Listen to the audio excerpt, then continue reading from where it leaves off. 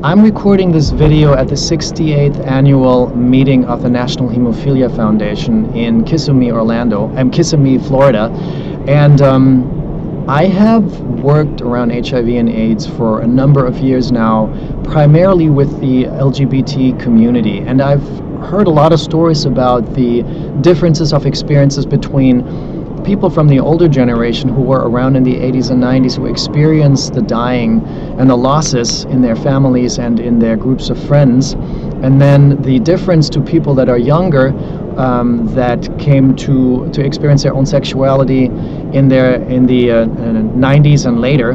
that do not have that context, and how there was a disconnect between those generations, just because there was a younger generation that just didn't know the losses, that didn't know what it felt like to lose everybody, that also didn't know the fear around HIV and AIDS, because they grew up and they came into their sexuality at a time when there was actually a way to treat HIV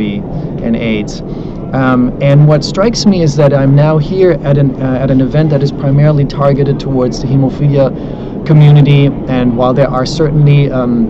people of LGBT experience, I assume, it is primarily the connecting factor here is that people have blood disorders and hemophilia. And I see these amazing parallels, because I hear that there's a whole generation here of hemophiliacs that lost almost everyone around them in the 80s, that saw the devastation, were asking themselves, do I have a future? Am I going to see another year or another two? Who's going to be next in my circle of friends, and am I going to be next? And there's only few of them left, because so many got killed at the time from the infections that came with HIV and AIDS and with hepatitis. And now there's a younger generation that only knows clean blood supply, that only knows the modern medications that help them survive, and they have no connection to what the generation before them actually experienced. So it's interesting to see a similar struggle and a similar disconnect in two different kinds of communities, when there's very similar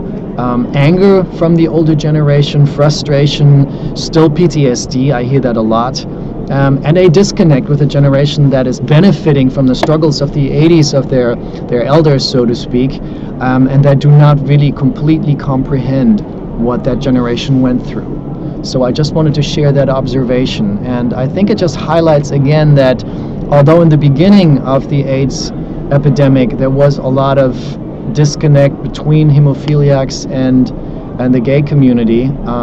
despite of the fact that they were both heavily impacted by the disease,